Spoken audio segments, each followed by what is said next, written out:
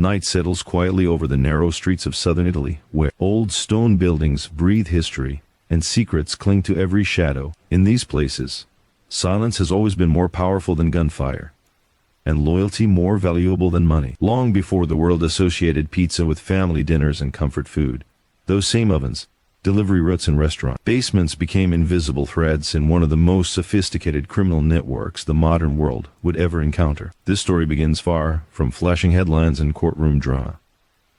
It begins with men who believed power was not meant to be loud. They believed true control moved slowly, calmly, and unseen.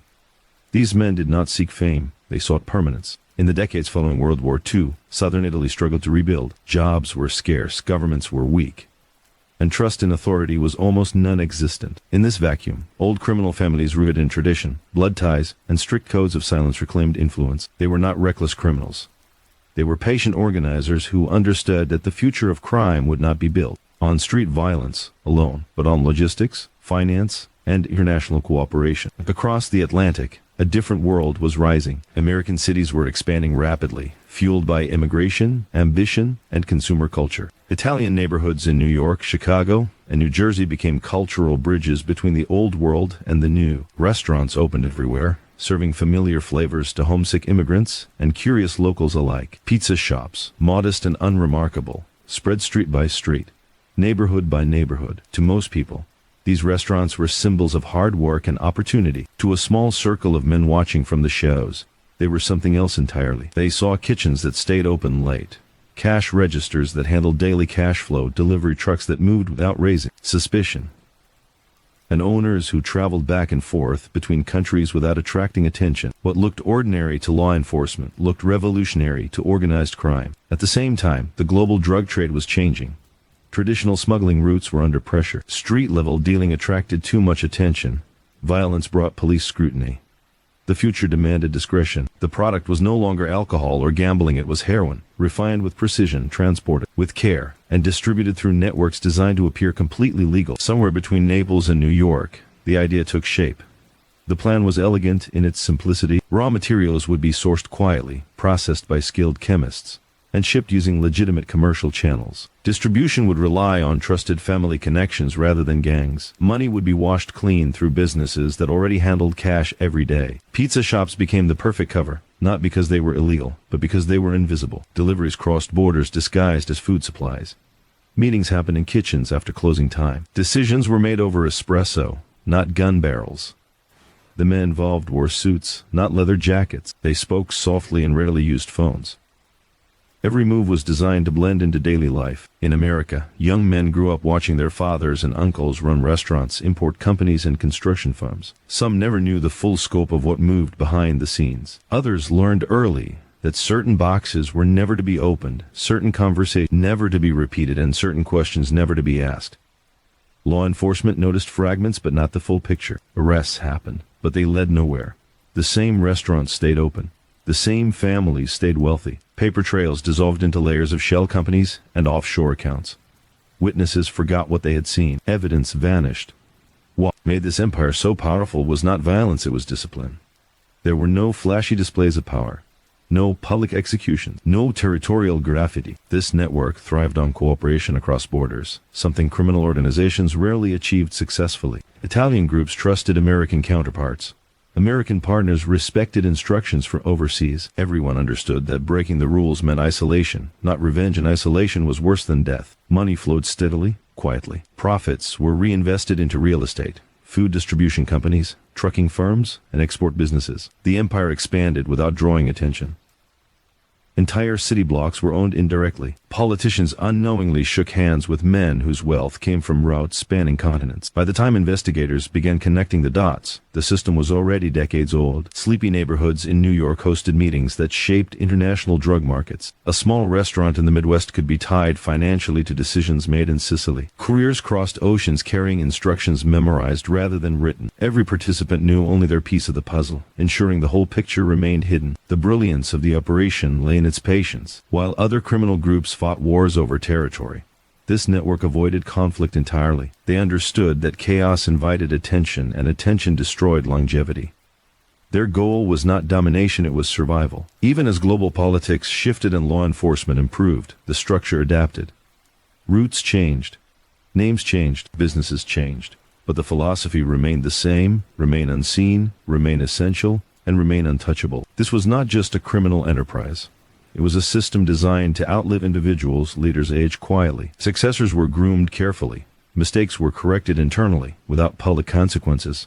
The outside world continued, ordering slices of pizza, unaware that the same supply chains feeding restaurants were once used to move fortunes worth billions. And as night deepened over cities on both sides of the ocean, the ovens cooled, delivery lights turned off, and street fell silent, while somewhere else, deals were being made that would shape the hidden economy for years to come. This is how one of the most secretive and profitable drug empires in history began, not with gunfire but with menus, receipts, and absolute silence.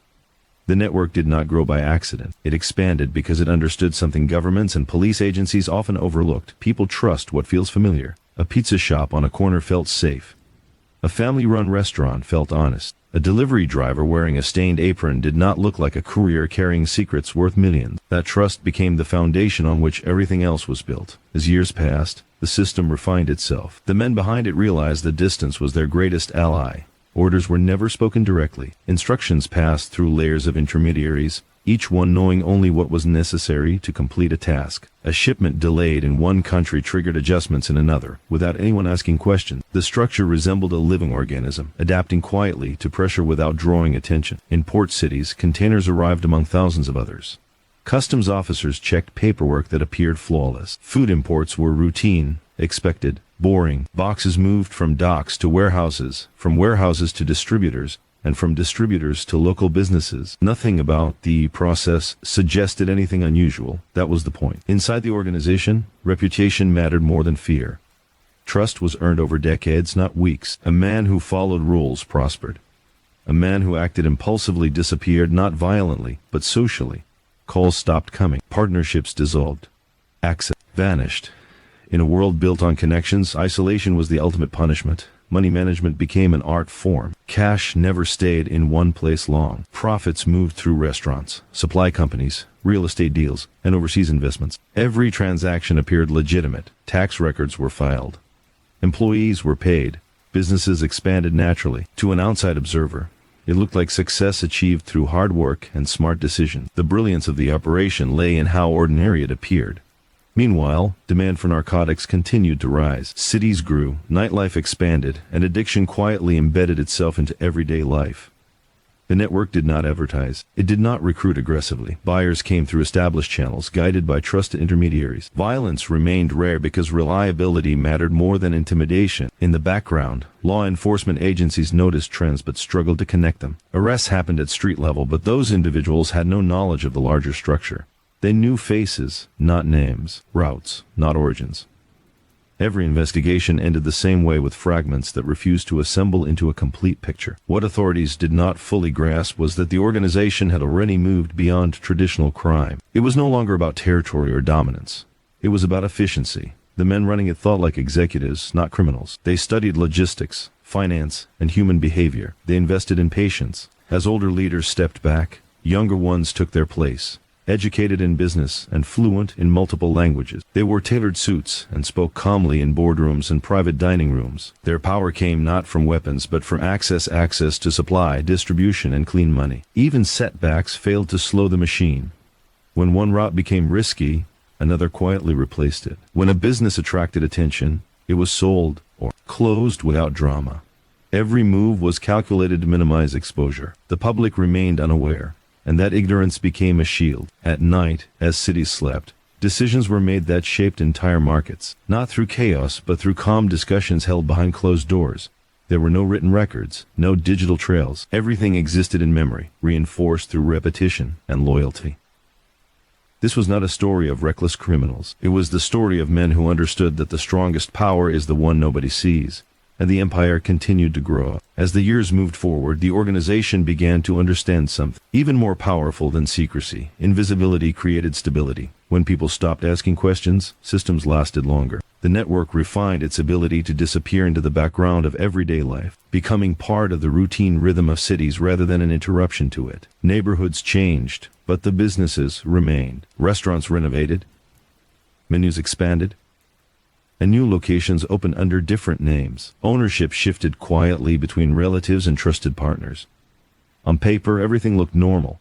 Growth appeared organic. Success looked earned. No alarms were triggered because nothing seemed out of place. Behind closed doors, however, discipline tightened. Every participant learned early that emotions were liabilities. Anger attracted attention. Greed caused mistakes. Fear led to talking. Those who could not control themselves were slowly pushed out of meaningful roles. They were not punished publicly. They were simply removed from positions of trust. Others replaced them without ceremony. Communication followed strict rules. No unnecessary meetings. No written instructions.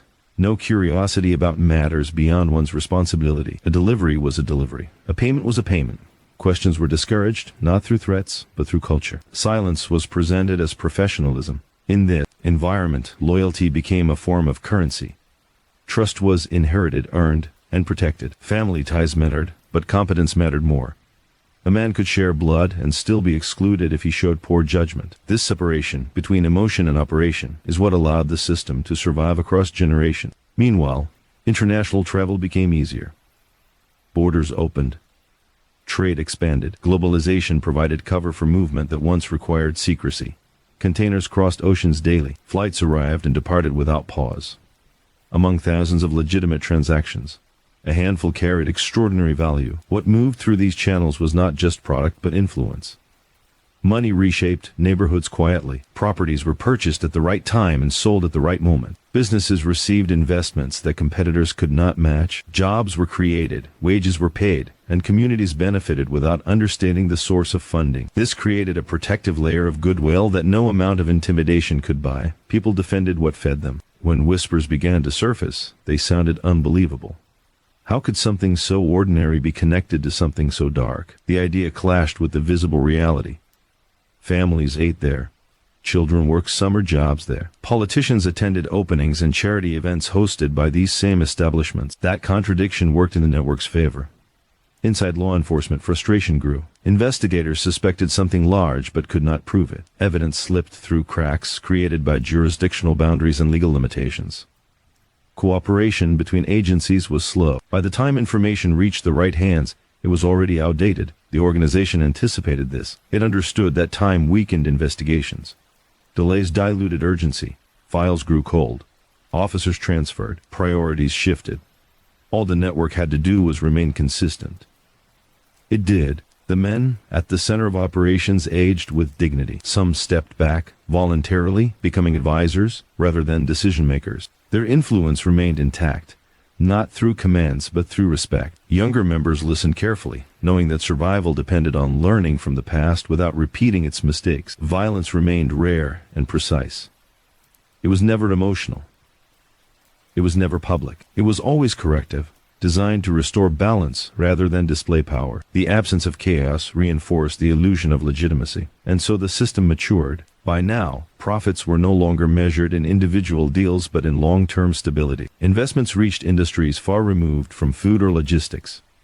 Financial instruments replaced cash. Lawyers and accountants became as essential as drivers and distributors. Everything was layered, buffered, and insulated. Even members themselves sometimes lost sight of the full scale. That was intentional. Knowledge was compartmentalized. The fewer people who understood the whole, the safer it remained. Outside, the world continued turning. Trends came and went. Governments changed. Technology advanced. The organization adapted quietly, abandoning old methods without nostalgia. Tradition mattered only when it served efficiency. What made this empire different was not its size, but its restraint. It resisted the temptation to expand too fast. It avoided unnecessary risk. It treated attention as an enemy rather than a prize. And because of that, it endured. As nights passed and cities slept, deals continued to be made in quiet places, far from noise and spectacle. No headlines followed. No sirens sounded. Just steady movement, steady profit, and steady silence. This was not chaos. This was control perfected. Time did not weaken the organization, it sharpened it. While others chased fast profits and public recognition, this network learned that longevity was built on restraint. Every decision was weighed against one simple question: would this attract attention? If the answer was uncertain, the idea was abandoned, no matter how profitable it appeared. The real strength of the system was its ability to normalize itself. People working within it lived ordinary lives. They married, raised families, attended community events, and paid taxes. Their routines blended seamlessly into the world around them. Nothing about their behavior suggested they were connected to an international operation moving enormous amounts of illicit wealth. This normality was intentional. Children grew up seeing their parents work long hours in restaurants, warehouses, or import businesses. They learned discipline, responsibility, and silence without being told explicitly. The culture taught them what questions not to ask. By the time they were old enough to understand more, discretion felt natural rather than forced. The organization invested heavily in relationships, not just transactions. Partnerships were built slowly, tested over time, and strengthened through mutual benefit. Trust replaced contracts. Reputation replaced enforcement. Once someone proved reliable, they were protected. Once they failed, they were quietly removed from the equation. This approach minimized risk. It also created loyalty that fear never could. As profits accumulated, the network diversified further. Money flowed into industries that promised stability rather than spectacle. Logistics companies expanded fleets. Real estate portfolios grew in strategic locations. Financial interests spread across borders, protected by complexity and distance. Everything was designed to appear boring. Boring attracted no curiosity. Boring was safe. Meanwhile, the outside world continued to misinterpret organized crime as something loud and violent. Movies portrayed chaos and bloodshed. News reports focused on dramatic arrests. These narratives distracted from the reality that the most successful operations rarely made noise at all. The network benefited from this misunderstanding. When authorities focused resources on visible threats, the quiet ones thrived. Investigations followed patterns that no longer applied. Surveillance targeted behavior that had already been abandoned. By the time strategies adjusted, the system had moved again. Inside the organization, rules evolved with circumstances. Old traditions were respected but not worshipped. What mattered was effectiveness. If a practice increased risk, it was eliminated without sentiment. This flexibility allowed the network to survive shifts that destroyed more rigid groups. Technology introduced new challenges, but also new opportunities. While others rushed into digital communication, this system adopted change cautiously.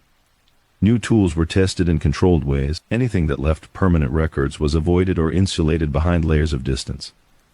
Human judgment remained central. At its core, the organization understood people better than systems. It knew that ambition could be managed, fear could be softened, and loyalty could be nurtured. It understood that power did not require constant assertion. Often, the strongest influence was invisible, shaping outcomes without appearing involved. Communities benefited indirectly from this approach. Businesses provided employment. Neighborhoods stabilized. Local economies improved. This created an unspoken defense mechanism. People protected what supported them, even if they sensed something was off. Silence became collective. Those who tried to expose the system found themselves isolated, not threatened, but ignored. Their claims sounded implausible. Evidence felt incomplete. Without dramatic proof, stories faded. Doubt did the work that intimidation once did. This was not coincidence. It was strategy. The organization avoided heroes and villains.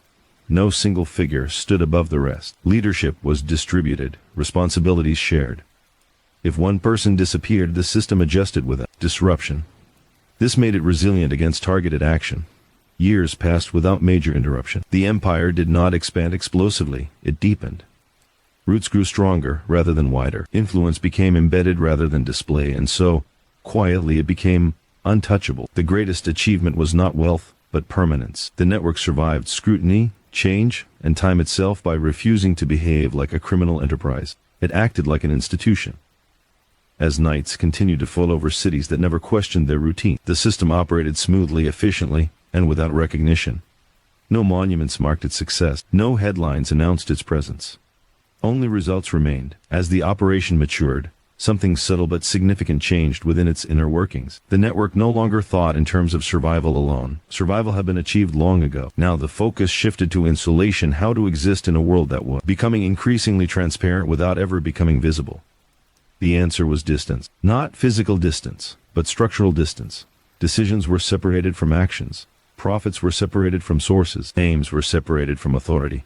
Even within the organization, people no longer knew who held ultimate influence. Power flowed through systems rather than individuals.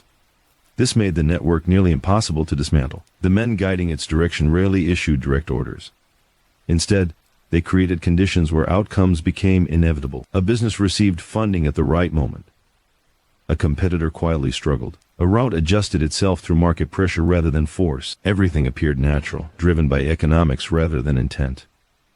This approach reduced risk and increased deniability. Inside restaurants and distribution centers, daily life continued unchanged. Workers focused on schedules, inventory, and customers. Their concerns were ordinary. Their worries were normal. They had no reason to suspect they were standing inside a structure far larger than themselves. That ignorance was not an accident. It was protection. The organization understood that the fewer people who knew the truth, the fewer people could betray it intentionally or otherwise. Knowledge was dangerous. Simplicity was safe. Even those with greater responsibility were shielded from the full picture. They understood processes, not origins.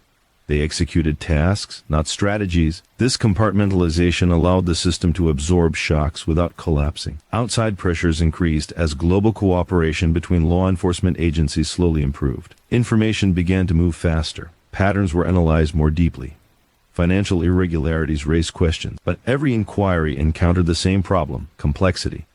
Too many jurisdictions, too many intermediaries, too many legitimate explanations. The network had learned to hide inside legality rather than outside it. It obeyed regulations just enough to appear compliant. It paid fines when necessary. It adjusted structures before rules could catch up. This adaptability turned regulation into a manageable cost rather than a threat. Internally, discipline remained absolute. Those who became careless were not corrected through anger. They were corrected through exclusion. Access was revoked. Influence faded. Their role became ceremonial. Others took their place without discussion. The transition appeared seamless, reinforcing the idea that no one person mattered more than the system itself. This philosophy extended to leadership. Aging figures did not cling to control. They stepped aside gradually, ensuring continuity rather than disruption. Their wisdom was preserved through culture rather than instruction. Younger members absorbed lessons through observation, not lectures. Mistakes were corrected quietly. The organization believed that loud leadership attracted attention. Quiet leadership preserved longevity. Meanwhile, money continued to flow, but wealth was no longer displayed. Excess invited curiosity. Modesty provided cover. Homes were comfortable but unremarkable. Vehicles were reliable but ordinary. Luxury existed, but it was private. This restraint confused outsiders. Successful businessmen who lived simply did not match popular stereotypes. Suspicion drifted elsewhere, toward those who demanded to be seen. Network thrived in this blind spot. As technology advanced, new vulnerabilities appeared. Digital records threatened anonymity. Surveillance became more sophisticated. The organization responded by slowing down rather than speeding up. Processes that required constant documentation were avoided. Human interaction remained central, filtered through trust and memory rather than data. This choice limited growth but protected stability. The goal was no longer expansion, it was endurance. Communities unknowingly benefited from this philosophy. Jobs remained stable. Businesses survived economic downturns better than competitors. This created a quiet dependency that further insulated the network. People defended what provided security, even if they sensed something was unusual. Silence deepened. Those who tried to challenge the structure found themselves facing not intimidation, but confusion. There was no clear target, no visible enemy. Accusations lacked focus. Investigations stalled under their own weight. The system did not fight back, it waited. Time became its greatest ally. Attention shifted. Priorities changed. New crises emerged.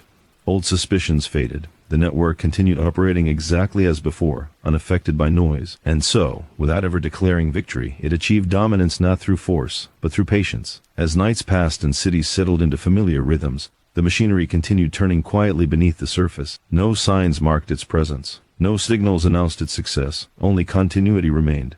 The empire's strength was not built on spectacle or force, but on a deep understanding of human behavior. Every move was calculated not just to generate profit, but to manipulate perception, to shape belief, and to control the flow of information. In a world obsessed with visibility, the network thrived on invisibility. To the outside observer, nothing happened. Yet everything was moving with precision, like a silent orchestra playing a complex symphony only its conductor fully understood. Operations had evolved far beyond the simple movement of goods. Logistics had become a science, a study in timing, efficiency, and trust. Shipments arrived at ports alongside thousands of others, indistinguishable from legitimate imports. From docks, containers moved to warehouses, and from warehouses to businesses, each step designed to avoid scrutiny. Paperwork appeared flawless, accounts balanced, and inspections passed without delay. The brilliance lay in the ordinariness of it all, ordinary to the point of being invisible. Inside the organization, every individual understood the importance of their role without needing to see the bigger picture. A driver transporting goods across the city did not need to know their ultimate destination or the value of what they carried. A restaurant manager depositing daily cash did not need to understand the financial architecture behind it. This compartmentalization ensured that even if one person faltered, the system remained intact. Knowledge was a liability, ignorance a safeguard. Trust within the network was earned over years and reinforced daily. Reputation was far more valuable than money. One mistake could permanently remove someone from meaningful participation, not through punishment, but through quiet exclusion. Conversely, reliability, patience, and discretion were rewarded not with lavish displays, but with greater responsibility and access. The network cultivated loyalty not through fear, but through respect, proving that discipline could be more effective than intimidation.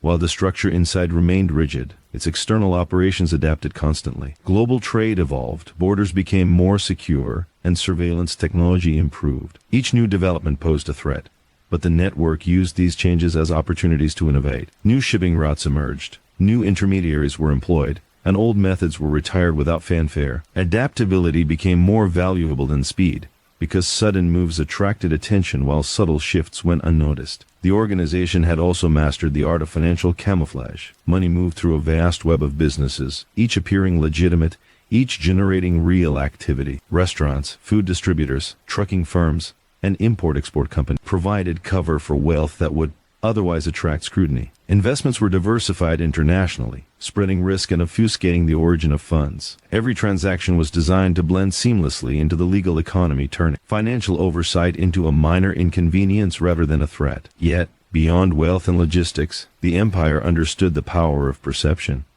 People defended what benefited them. Communities unknowingly relied on the network's businesses for stability and employment. Politicians and local leaders praised successful enterprises without ever suspecting their underlying connection. The combination of ordinary appearance and social value created a shield far stronger than walls or weapons ever could. No amount of law enforcement pressure could displace something so deeply embedded in daily life. Leadership operated quietly but with extraordinary discipline. Aging figures stepped back gradually, not through retirement announcements or public ceremonies, but by allowing trusted individuals to assume responsibility while maintaining informal guidance. Decisions were rarely vocalized as commands. Instead, they were designed so that outcome occurred naturally. The system was not led by a single hand but orchestrated as a collective, where the alignment of interests ensured smooth operation. No one person was indispensable, and this diffusion of authority made the organization resilient. The network also excelled in conflict avoidance. Where other criminal groups relied on violence to enforce power, the empire understood that discretion and negotiation were more effective. Disputes were resolved internally, quietly, and swiftly, often without external parties ever realizing a conflict existed. Violence was used sparingly, only as a last resort, and always as a means to restore balance, rather than to assert dominance. Its rarity made it all the more effective, serving as a silent warning to those who might threaten the structure. Over time, even those within law enforcement began to understand that traditional methods were inadequate. Arrests at the street level yielded only fragments. Individuals apprehended had no knowledge of the broader network. After investigations stalled because the system was built to absorb shocks, deflect attention, and maintain continuity. By the time authorities connected any dots, the network had already moved to new positions, ensuring that each investigation was outdated before it could yield results. The human element remained central to every operation. Technology was used selectively and always under strict control. Digital records were avoided unless necessary, and communications were filtered through trusted intermediaries. Memory, observation, and personal accountability replaced permanent documentation, ensuring that knowledge remained ephemeral and untraceable. This human-first approach minimized vulnerability while maintaining efficiency, demonstrating that discipline and intelligence could outperform brute force. And through it all, the empire's presence remained invisible to the public eye. Restaurants operated as usual, deliveries arrived on time, and communities thrived without realizing the shadow system that supported them. The sophistication of the network lay in its ability to operate under the radar while generating extraordinary impact. It created wealth, influenced markets, and shaped lives, all while remaining a secret to the vast majority of the world. By the end of the day, as cities quieted and lights dimmed, the system continued its rhythm uninterrupted. Human hands, trained and disciplined, carried out the daily choreography, Decisions made decades ago still guided current actions, ensuring that no disruption could shake the network. Invisible, resilient, and enduring, it had transformed from a simple operation into an institution. An empire defined not by force, but by patience, intelligence, and absolute control. The genius of the network was not only in what it controlled, but in how it made people believe it controlled nothing at all. Restaurants opened and closed, deliveries came and went, money flowed through businesses, and the world assumed it was all ordinary commerce. Yet, beneath the surface, a meticulously organized structure dictated the movement of vast fortunes, influencing markets, and shaping lives without anyone realizing the connection. The invisibility of power had become its most potent weapon. New generations of operatives entered the system, and with them came a subtle evolution in methods. The elders had instilled a philosophy: patience over haste, observation over aggression, discretion over visibility. Young men and women quickly learned that success was not measured by wealth alone, but by the ability to operate undetected, to manage complexity without creating chaos. Ambition had to be tempered with judgment. Those who acted impulsively were sidelined. Those who absorbed the lessons of silence thrived. Distribution networks became more sophisticated, spanning multiple countries. Goods moved through legitimate channels with flawless precision. Couriers carried nothing more than instructions and cash. The more valuable items never traveled physically. Instead, the network leveraged intermediaries, shell companies, and financial instruments to convert goods into value and back again. Every step minimized risk and maximized deniability. At no point did any individual have enough information to unravel the system. Compartmentalization was security. The men and women at the center of operations understood that perception was reality. Communities viewed restaurants as safe havens, businesses as contributors, and distributors as ordinary workers. Politicians and regulators interacted with them as law-abiding citizens.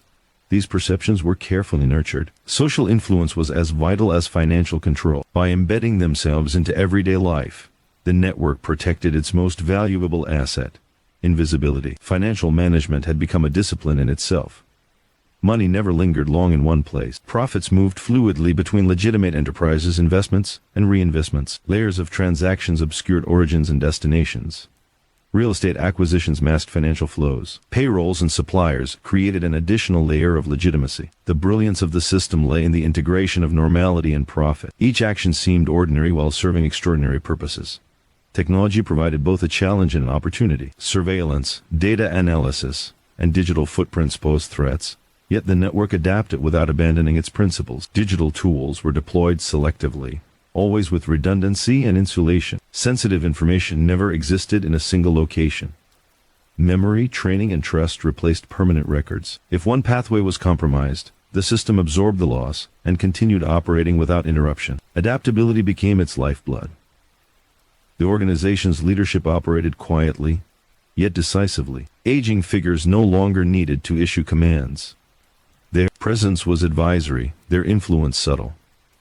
Successors were trained to think strategically, balancing risk and opportunity. Every decision was analyzed for its long-term implications, and impulsive behavior was discouraged. The structure was designed to outlast individuals, to create continuity that no external force could easily disrupt. Conflict within the network was rare, because it was unnecessary. Unlike other criminal organizations, violence was not a primary tool. Disputes were resolved internally, often before anyone outside even became aware. Negotiation and strategic compromise maintained stability.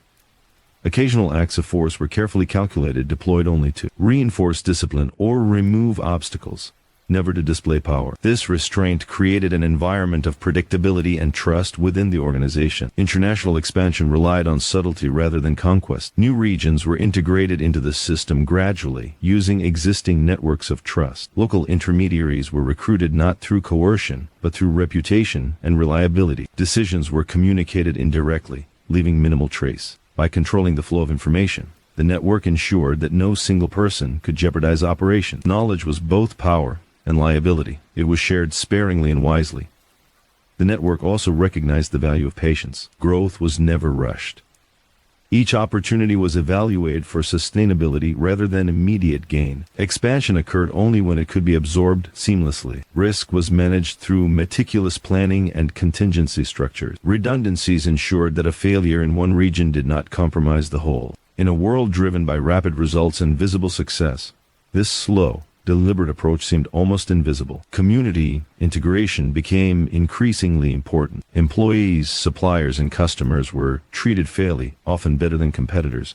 This fostered loyalty and minimized suspicion. Residents defended businesses because they benefited from stability and opportunity, often without knowing the underlying reason. Reputation, once earned, became an invisible shield. Influence extended not through intimidation, but through dependence and trust. Even within law enforcement, investigations failed to penetrate the network. Arrests occurred at street levels, but the individuals apprehended had little knowledge of the larger structure. Evidence rarely linked directly to central operation. Complex financial flows and compartmentalization frustrated attempts at prosecution. By the time investigators pieced together fragments, the system has shifted, adapting quietly to maintain integrity. Every attempt to expose the network reinforced the lesson. It was designed to withstand scrutiny. Through decades, the empire demonstrated that strength lay not in visibility, but in discipline, intelligence, and discretion. While other organizations were destroyed by ambition, greed, or exposure, this network persisted because it operated like an institution rather than a criminal enterprise.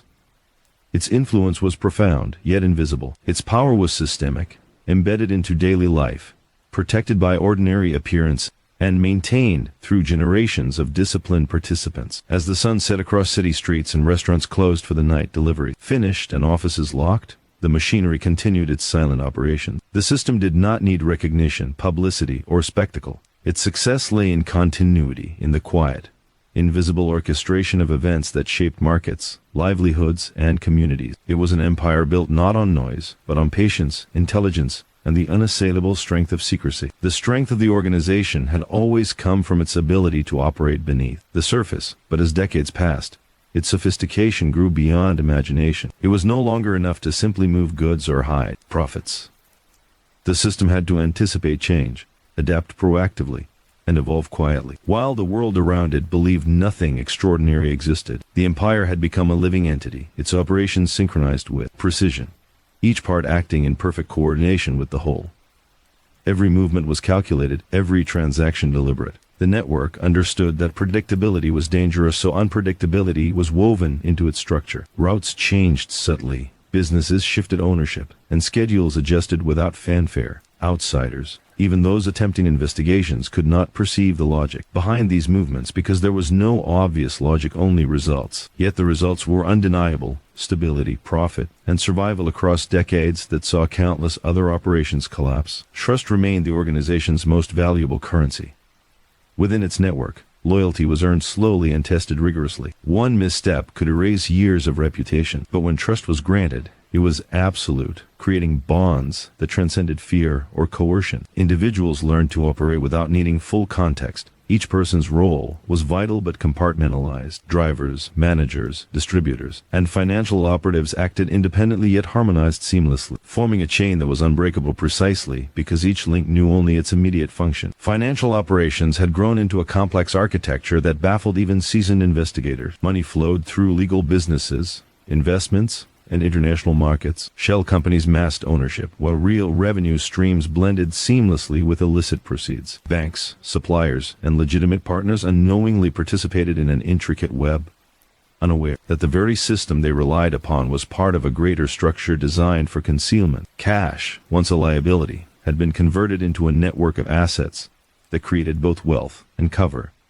The genius of the system lay in its invisibility. Ordinary people walked past businesses every day without understanding the depth of operations occurring behind their walls. Restaurants served food, trucks delivered supplies, employees performed duties, all part of a network whose scale and sophistication were invisible to the untrained eye. By creating an environment that looked ordinary, the organization avoided scrutiny while remaining in control. Even regulatory audits failed to uncover the full scope, for legality had been mastered alongside discretion. Technology posed new risks but also opportunities. Surveillance systems, digital communications, and financial monitoring demanded adaptation. The network responded by integrating technology selectively, using it as a tool rather than a crutch. Critical operations relied on human memory and trust rather than digital records. Sensitive instructions were communicated in person or through intermediaries. Electronic trails were minimized, encrypted, or never created at all. By combining modern tools with traditional methods, the organization maintained resilience while navigating an increasingly connected world. Leadership continued to operate quietly but decisively. Aging figures who had guided the empire for decades transitioned in advisory roles, imparting wisdom without asserting authority. Their influence was subtle. Their presence felt rather than announced. Younger members absorbed these lessons, learning to balance ambition with discretion, efficiency with patience, and power with invisibility. Decisions were rarely orders. Instead, they were frameworks that allowed outcomes to occur naturally. This decentralized approach made the system resilient to both internal and external pressures. Conflict within the organization was minimal because it was unnecessary. Unlike violent, impulsive groups, this network maintained harmony through structure, discipline, and mutual respect. Disputes were resolved internally and quietly, often before they reached anyone outside the organization. Rare instances of force were targeted, calculated, and symbolic rather than excessive, ensuring compliance without attracting attention. The absence of chaos created an environment in which trust flourished and operations remained uninterrupted. Expansion continued with meticulous planning. New regions and markets were integrated gradually, often through existing intermediaries rather than overt recruitment. Local networks were evaluated, tested, and then absorbed if they met the organization's standards. If information flowed selectively, ensuring that only those who needed knowledge possessed it. This approach created a system where no single individual could compromise operations, but the whole could function seamlessly across continents. The network's social influence had become as important as its financial power. Communities unknowingly benefited from its presence. Jobs were stable, businesses thrived, and local economies strengthened.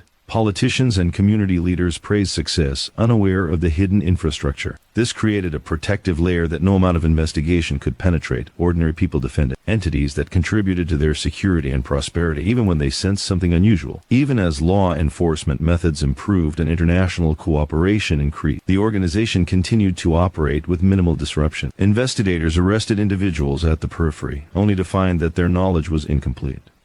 Evidence led to dead ends. Financial trails appeared legitimate. Witnesses forgot details or provided fragmented accounts. By the time any coherent pattern emerged, the network had already adapted, rerouted, or concealed its operations, demonstrating a patience and foresight unmatched by its pursuers. The system's endurance was its greatest testament to its brilliance. While others fell to impulsive growth, exposure, or internal conflict, this empire had mastered control over time itself. Its success was not measured in dramatic events or violent confrontations, but in quiet stability, continuity, and the ability to remain unseen while shaping markets, lives, and fortunes every day. Ordinary routines continued, masking extraordinary coordination. As the night descended over cities and towns, lights dimmed in restaurants, trucks completed their deliveries, and offices locked their doors. The network's machinery continued operating silently, guided by memory, discipline, and trust. Every link performed its function, every decision flowed through the system, and every outcome reinforced the structure. The empire existed not for recognition, fame, or spectacle, but for endurance, proving that power, when exercised with patience and intelligence, could be absolute even without visibility. The organization's power had become subtle yet absolute, the kind of influence that existed not in the headlines but in the quiet rhythms of everyday life. Its success was measured not in notoriety but in the unbroken continuity of operations that spanned decades and continents. While the outside world remained captivated by violent stories of crime and chaos, this empire proved that silence, discipline, and intelligence could accomplish far more than spectacle ever could. Every component of the network operated with precision, each individual playing a carefully defined role, yet no one fully understood the system's entirety, a fact that ensured its survival. Expansion, both geographically and operationally, had become an art. The network's leaders realized that brute force drew attention, and that exposure was the greatest risk to longevity. Therefore, growth occurred incrementally, almost imperceptibly. New routes were integrated quietly, businesses were acquired without fanfare, and alliances were nurtured over years rather than announced suddenly. By the time anyone outside the network became aware of an expansion, it appeared to have existed forever, a seamless addition to the existing framework. The genius of this structure lay in its balance of compartmentalization and coordination. Individuals understood only the information necessary for their immediate tasks. A delivery driver transported goods, a financial officer processed transactions, a restaurant manager oversaw daily operations, all without needing to know how their actions fit into the larger picture. This ensured that mistakes or betrayals in one area could never compromise the network as a whole. It also created a culture of discipline and responsibility. where the value of trust surpassed any temptation for personal gain. Financial strategy had evolved into a complex ecosystem. Revenue moved fluidly between businesses, real estate investments, international transactions, and carefully managed financial instruments. Everything was legal on paper, yet structured in such a way that the true source and destination of funds remained obscured. Tax filings, payroll records, and supplier payments created additional layers of legitimacy. Even auditors could be misled by the natural flow of commerce, never realizing that we're witnessing a system designed to conceal extraordinary wealth and influence. The organization's understanding of human psychology became as important as its logistical expertise. The public perceived stability, community, and legitimacy where there was calculated orchestration. Restaurants provided jobs, neighborhoods flourished, and ordinary citizens defended entities that contributed to their security, unaware of the underlying complexity. This protective effect was cultivated intentionally. Social influence, when wielded subtly, created a barrier far stronger than walls or weapons ever could. Loyalty extended not only within the network, but outward to the very communities it touched. Leadership was decentralized but precise. Older members transitioned from active management to mentorship, passing on knowledge through observation rather than explicit instruction. Younger participants absorbed these lessons, learning to navigate a world where patience outweighed impulsivity, where restraint was more powerful than aggression, and where invisibility was more valuable than notoriety. Decisions were not dictated as commands but guided so that desired outcomes occurred naturally. This methodology ensured continuity and resilience across generations. Conflict, both internal and external, was minimized through foresight and subtle influence. Disputes were resolved before they escalated. Intermediaries managed relationships carefully, mitigating risks without drawing attention. Violence existed only when absolutely necessary and was executed with precision, serving as a corrective measure rather than a show of force. By avoiding unnecessary confrontation, the network maintained stability, further reinforcing its image of normality to outsiders. Globalization and technological advances brought new challenges, yet the network adapted with meticulous care. Digital communications were used sparingly and selectively, always filtered through layers of trust and redundancy. Critical information never existed in a single location. Memory, personal accountability, and verified human interactions replaced permanent records. Surveillance, data tracking, and regulatory scrutiny became factors to anticipate rather than obstacles to resist. The network thrived not by confronting these forces directly, but by designing systems to render them ineffective. The operational philosophy emphasized restraint and patience. Rapid growth was avoided. Every expansion was calculated for sustainability. Risk was evaluated meticulously. Contingency plans and redundant pathways ensured that no single failure could destabilize the network. While competitors sought immediate gain or public recognition, this empire prioritized longevity and stability, achieving influence that was both pervasive and virtually untraceable. Even as law enforcement and regulatory agencies increased their scrutiny, the network remained largely impervious. Arrests of peripheral actors yielded fragments of information, but no one possessed the knowledge necessary to expose the entire system. Investigators faced complex financial structures, compartmentalized operations, and controlled access to knowledge. By the time patterns began to emerge, the network had shifted routes, modified operations, and rendered the information obsolete. Persistence, foresight, and discretion rendered enforcement attempts largely ineffective. Through decades, the empire demonstrated that true power lay not in visibility, but in the ability to remain unseen while exerting influence. While other organizations crumbled under attention, ambition, or internal conflict, this network endured.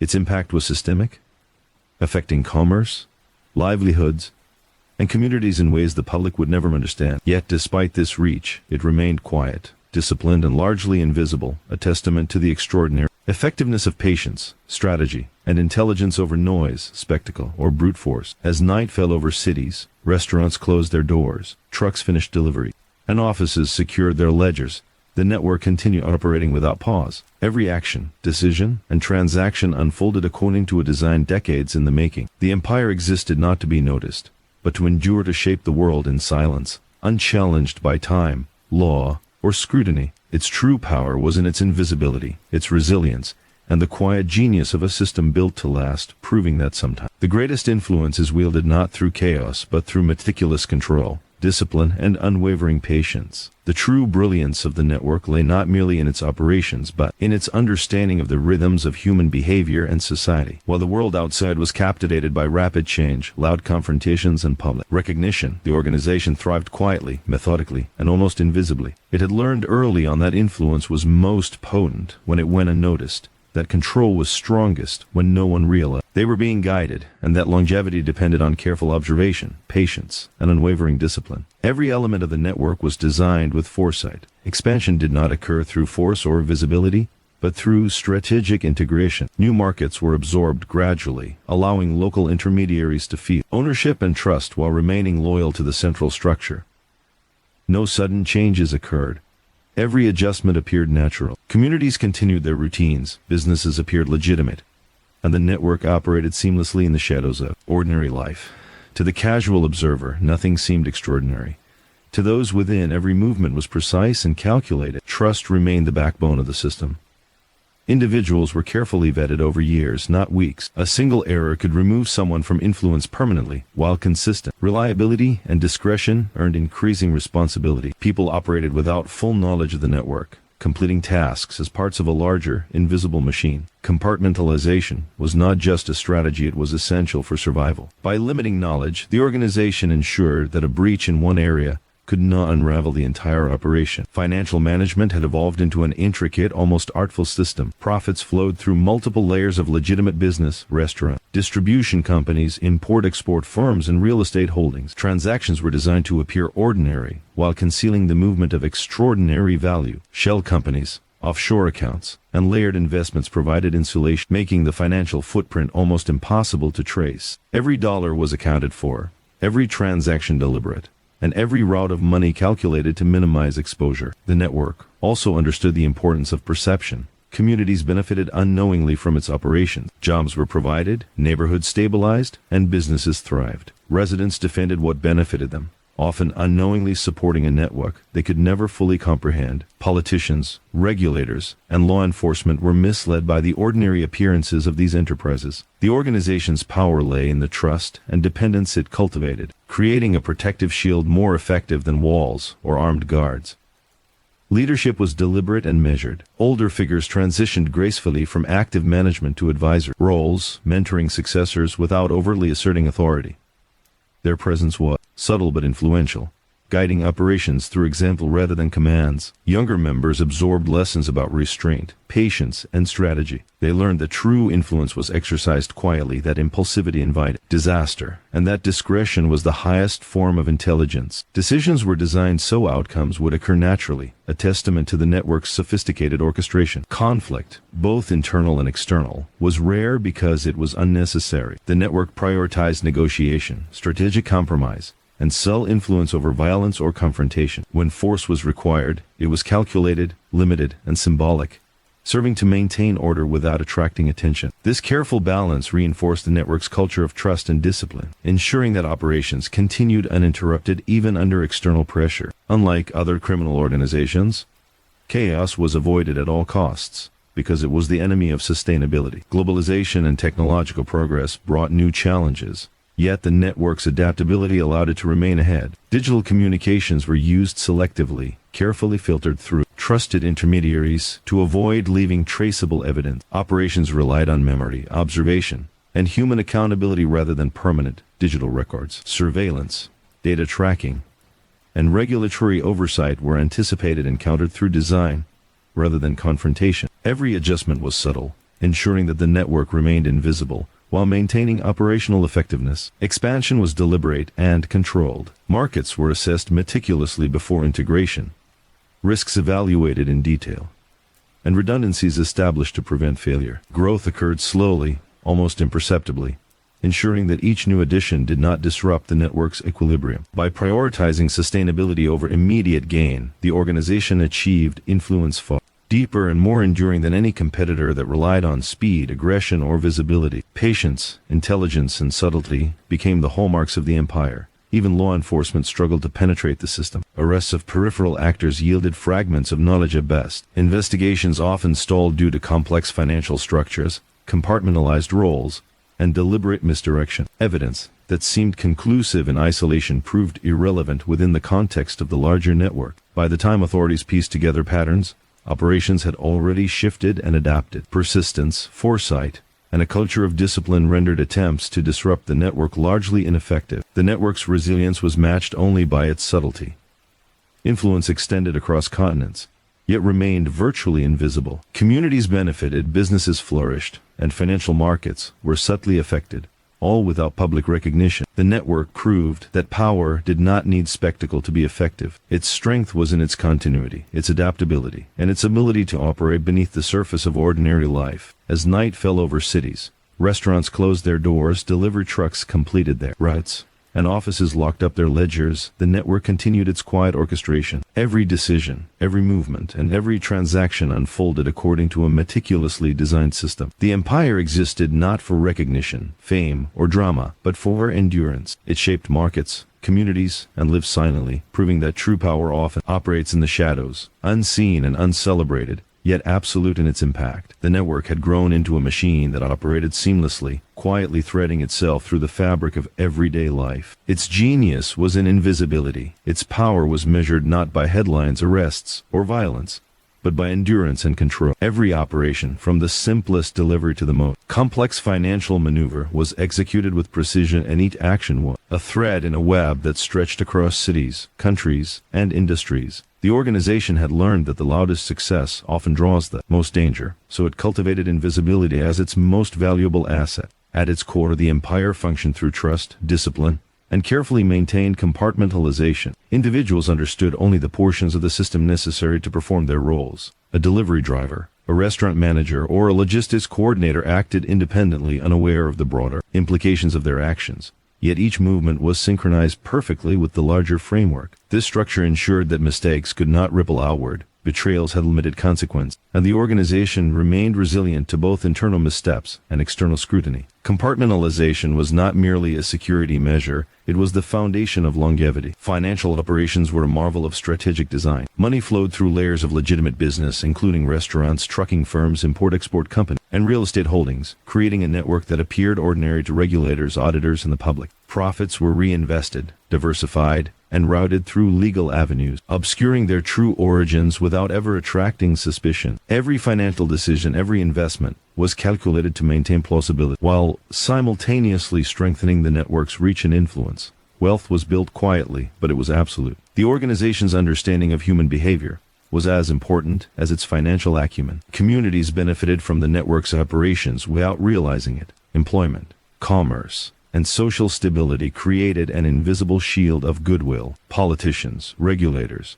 and local leaders praised successful businesses without questioning their interconnectedness. Ordinary citizens, unaware of the underlying machinery, defended establishments that contributed to their security and livelihood. The network's power was not imposed. It was earned through subtle influence and perceived normality. Leadership within the organization operated quietly, with decisions flowing through example rather than authority. Aging leaders gradually transitioned into advisory roles, mentoring successors without overt commands. Their presence guided strategy, instilling a philosophy of patience, discretion, and foresight. Younger members absorbed these principles, learning that impulsivity and visibility were liabilities, while restraint, intelligence, and consistency were the keys to survival. The empire functioned as a collective, where authority was diffuse, yet coordination was absolute. Conflict was minimized through foresight, negotiation, and subtle influence. The organization did not rely on brute force, intimidation, or chaos. Disputes were resolved internally, often before they could become apparent externally. When intervention was required, it was precise, targeted, and symbolic, maintaining order without attracting attention. The absence of overt conflict reinforced trust and loyalty within the network,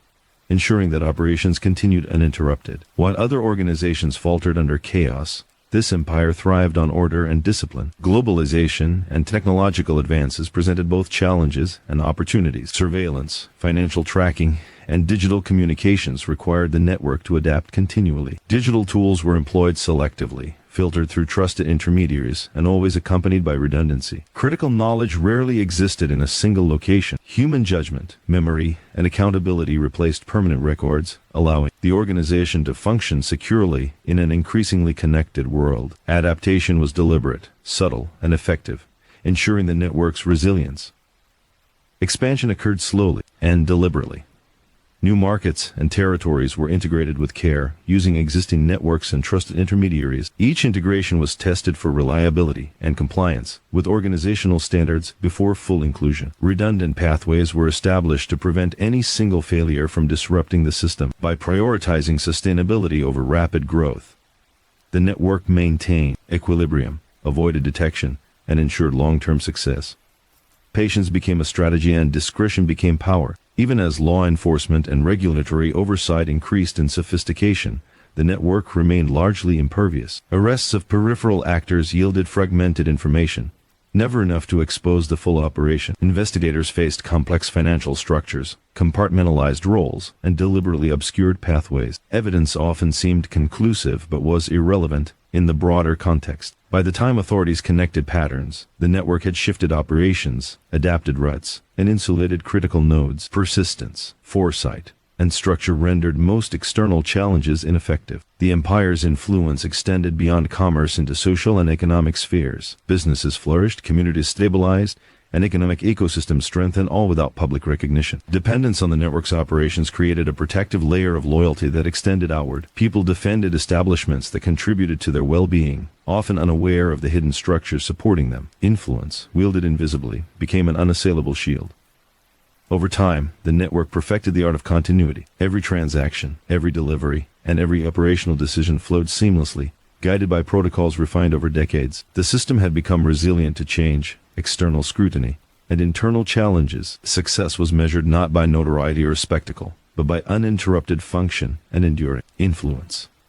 The organization demonstrated that the most effective power is exercised quietly, deliberately, and invisibly. As night fell across cities, restaurants closed, trucks completed deliveries, and offices secured their accounts, the network continued its operations undisturbed. Each movement, decision, and transaction unfolded according to plans established decades earlier, guided by memory, discipline, and human accountability. The empire existed not for fame or recognition, but for endurance, demonstrating that true power lies in patience, intelligence, and the ability to shape events without being seen. It was an empire of silence, precision, and invisible control, proving that the quietest influence is often the most absolute. The organization had become a study in the art of invisibility, an empire that thrived not through overt displays of power, but through subtle orchestration and meticulous planning. Every element of its operation was designed to blend seamlessly into the rhythms of everyday life. Restaurants served meals, trucks moved goods, employees managed operations, and communities thrived, all under the watchful, invisible guidance of the network. Nothing appeared extraordinary, yet everything functioned with precision. The empire's influence was everywhere, yet its presence was virtually undetectable, a shadow running parallel to ordinary society. Trust remained the foundation of its operations.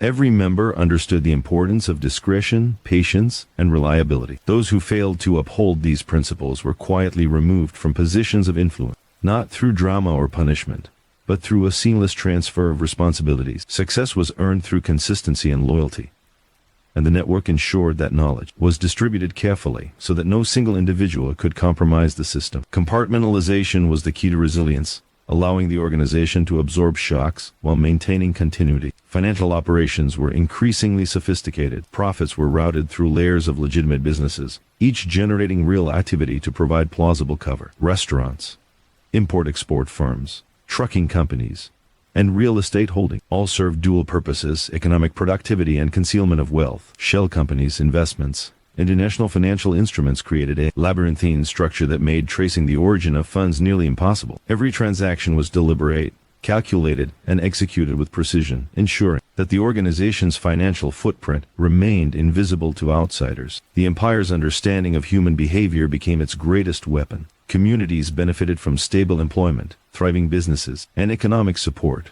creating an invisible layer of protection. Residents defended the network's enterprises without understanding the true scale of influence behind them. Politicians, regulators, and law enforcement were similarly deceived by appearances. By embedding itself into the social and economic fabric, the network transformed ordinary people into unwitting allies, safeguarding its operations through subtle influence rather than coercion. Leadership functioned as a silent guiding force. Older members transitioned to advisory roles, mentoring successors through example rather than direct orders. Knowledge was transferred selectively, ensuring that operational continuity was preserved without exposing the full scope of the network. Younger operatives learned the value of restraint, patience, and strategic thinking. They understood that visibility was a risk, impulsivity a liability, and discretion the highest form of intelligence. Decisions were crafted to allow outcomes to occur naturally, maintaining equilibrium and reducing exposure. Conflict was a rarity because the network had mastered anticipation. Internal disputes were resolved before they escalated using negotiation, influence, and subtle control rather than force. When intervention was necessary, it was precise, targeted, and symbolic,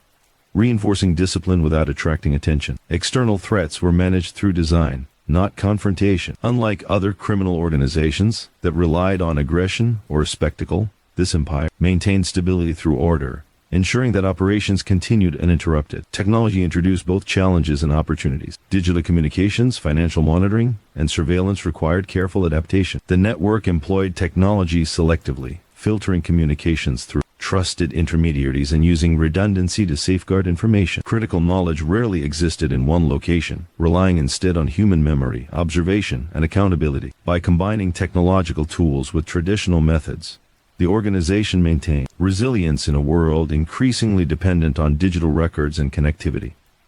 Expansion was deliberate and controlled. New markets, territories, and intermediaries were integrated slowly, tested rigorously, and incorporated only if they met the network's exacting standards. Redundant pathways were established to prevent any single failure from disrupting operations. Growth was measured not by speed, but by sustainability.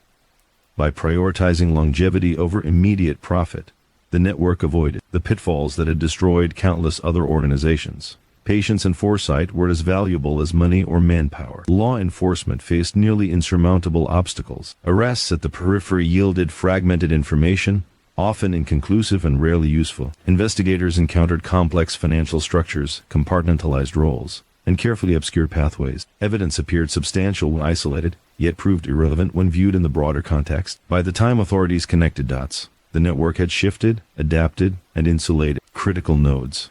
Persistence, intelligence, and disciplined organization rendered most enforcement efforts ineffective. Social influence became an invisible shield. Communities flourished, employment stabilized, and economic ecosystems thrived, creating layers of loyalty and dependence. People defended establishments that contributed to their livelihoods, often unaware that these businesses were part of a much larger, hidden network. Influence extended beyond direct operations, subtly shaping public perception and creating protection that could not be legislated or dismantled. The network had mastered the art of coexistence, thriving by making itself indistinguishable from ordinary life. The empire's endurance was its greatest triumph. It had survived scrutiny, globalization, technological change, and generational turnover.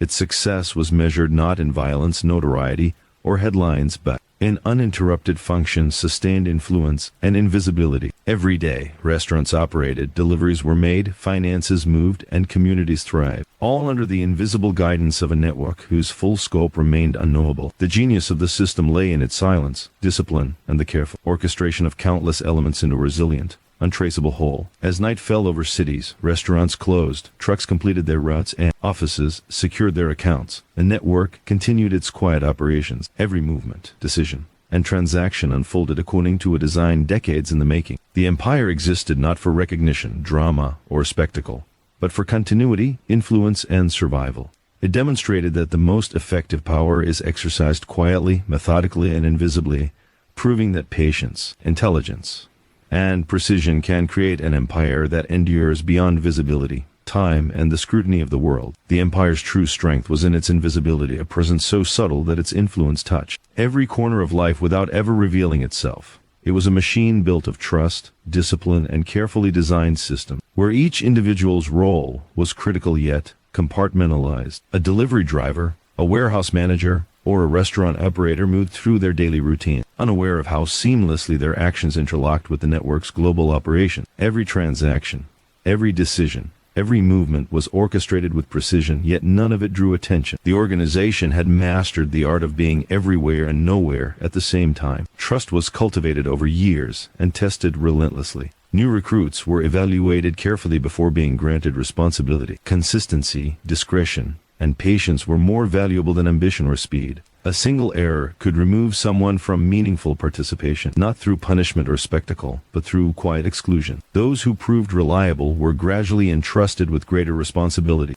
But full knowledge of the network remained a privilege reserved for few. Compartmentalization ensured resilience. No individual, no matter how capable, could compromise the entire operation. Financial management was a core pillar of the empire's enduring power. Profits flowed seamlessly through legitimate businesses, creating the illusion of normal commerce. Restaurants, trucking companies, import-export firms, and real estate investments all generated real revenue while simultaneously serving as conduits for larger operations. Shell companies and offshore accounts masked true ownership, while complex investments obfuscated the source and destination of funds. Every transaction was deliberate. Every routing calculated to maximize efficiency and concealment. Money became both a tool and a shield, invisible yet absolute in its reach. The network's understanding of human behavior amplified its effectiveness. Communities benefited from stable employment, thriving businesses, and economic security, creating a natural layer of protection. People defended establishments that supported their livelihoods without realizing their interconnectedness. Politicians and regulators were similarly deceived,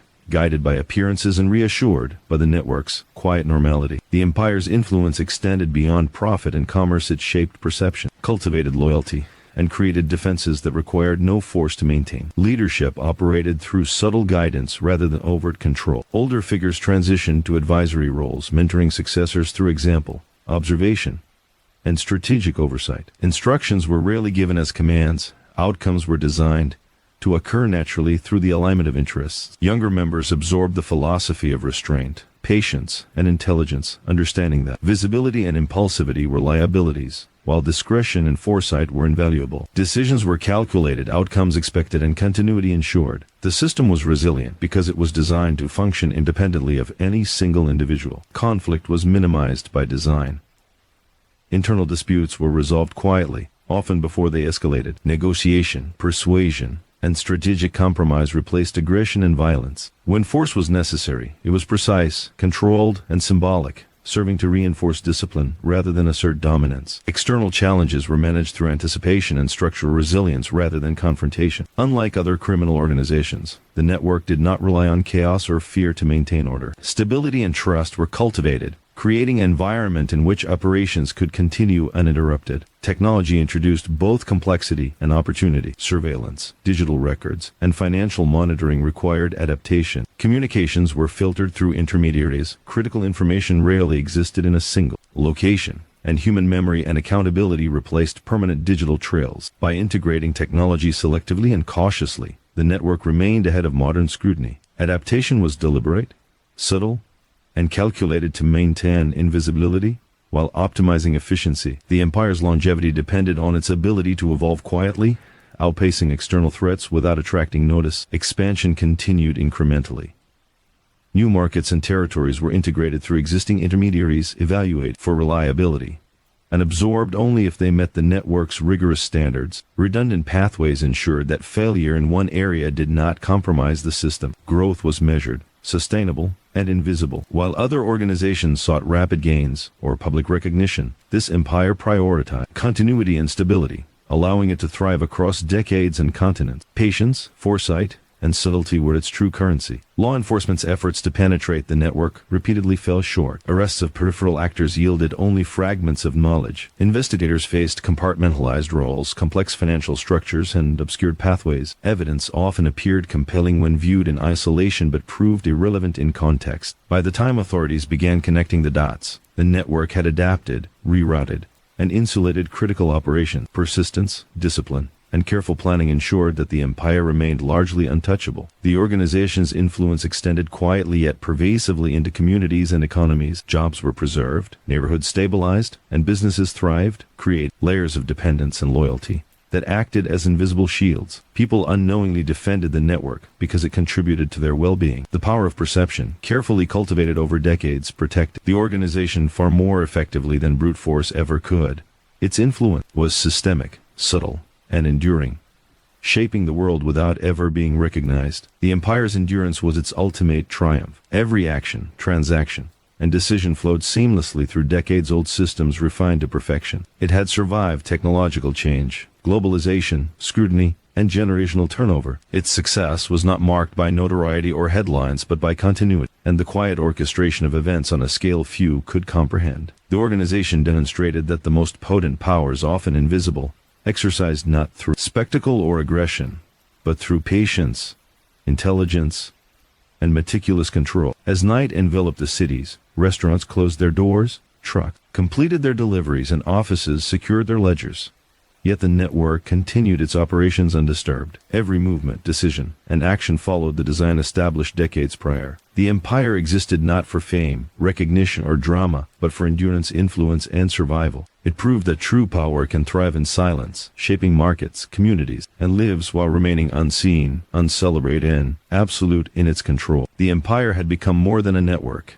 It was a living, breathing organism, operating with a level of precision that made its movements almost invisible. Every action, from the smallest delivery to the largest financial maneuver, was calculated and executed with foresight. Individuals within the system performed their duties without fully understanding the larger picture, yet each step was synchronized perfectly with the whole. Drivers transported goods, managers oversaw operations, accountants processed transactions, and communities thrived, all while the network maintained control without revealing itself. It had learned that true power lay not in spectacle, but in the seamless orchestration of invisible influence. Trust continued to be the foundation upon which the organization was built. Loyalty was tested over years, patience was rewarded, and discretion was paramount. Those who faltered were quietly removed, replaced by individuals whose reliability could be counted on. Compartmentalization ensured that even if one link faltered, the system remained unbroken. Each person understood their role, their responsibilities, and the consequence of failure, but no one possessed complete knowledge of the network. This careful balance of autonomy and dependency created resilience, allowing the empire to absorb shocks without disruption. Financial operations had evolved into a sophisticated web of legitimate and semi-legitimate businesses. Restaurants, trucking firms, import-export companies, and real estate investment formed a network of transactions that appeared ordinary on the surface. Shell companies, offshore accounts, and layered financial instruments disguised the true origins and destinations of wealth. Every dollar was routed with intention, creating plausible records while simultaneously strengthening the network's influence. The brilliance of the system lay in its ability to convert ordinary activity into extraordinary outcomes, generating immense wealth while remaining untouchable. The organization's understanding of human behavior amplified its influence. Communities benefited from jobs, economic stability, and thriving businesses, cultivating a layer of protection that no law enforcement or competitor could easily breach. Residents defended establishments that improved their lives, often without realizing they were supporting a larger, invisible system. Politicians and regulators were misled by appearances, reassured by the network's seeming normality. The empire did not need to coerce, it thrived because people acted in its favor unknowingly, creating a protective social shield that was both organic and durable. Leadership operated quietly, guiding rather than commanding. Senior figures transitioned into advisory roles, mentoring younger operatives through observation and example. They ensured continuity without direct intervention, allowing the network to function autonomously while adhering to core principles of patience, restraint, and discretion. Younger members internalized these lessons, understanding that impulsive behavior, visibility, and unnecessary risk were liabilities. Decisions were crafted to produce outcomes naturally, reinforcing the system's stability and reducing exposure. Authority was diffuse, yet coordination remained flawless. Conflict was managed preemptively. Internal disputes were addressed before escalation, often through negotiation, influence, and strategic compromise. Violence was rare, employed only when necessary, and executed with precision to enforce discipline rather than display power. External threats were mitigated through structure, planning, and anticipation. Unlike other organizations, the network did not rely on chaos or fear. Its strength was stability, and its continuity depended on predictability masked by calculated unpredictability. By maintaining order, the empire minimized risks and maximized efficiency. Technological advancements presented both challenges and opportunities. Surveillance, financial tracking, and digital communications required careful management. Technology was used selectively, filtered through intermediaries, and always supported by human oversight. Critical information existed in multiple, secure forms, relying on memory, accountability, and verification rather than permanent digital records. The network adapted to changes without attracting attention, blending traditional methods with modern tools to maintain invisibility while optimizing operation. Adaptation was deliberate and silent, ensuring the empire stayed ahead of potential threats. Expansion continued with meticulous care, New regions, intermediaries, and markets were integrated gradually, each assessed for reliability and compliance with organizational standards. Redundant pathway and contingency systems were established to prevent failure. Growth was incremental, sustainable, and invisible, designed to strengthen the empire without drawing attention. Whereas competitors relied on rapid expansion or aggressive tactics, the network prioritized long-term stability, embedding itself into every market it touched without disrupting existing structures. Patience and foresight were more valuable than any immediate gain. Law enforcement faced continual frustration. Arrests of peripheral actors provided incomplete information, often leading to dead ends. Investigators struggled to trace complex financial routes, understand compartmentalized roles, or penetrate layers of intermediaries. Evidence that appeared compelling isolation proved inconclusive in the broader context. By the time patterns emerged, the network had shifted, rerouted, or insulated critical nodes. Persistence, careful planning, and disciplined execution rendered enforcement largely ineffective, demonstrating that resilience and discretion were more powerful than brute force. The organization's influence extended silently into social and economic spheres. Employment stabilized communities, businesses prospered independent. On the network's operations created loyalty without coercion. People unknowingly defended the network because it improved their lives, providing an invisible shield that could not be legislated or dismantled. Influence was systemic, subtle, and enduring, shaping markets, communities, and perceptions while remaining unobserved.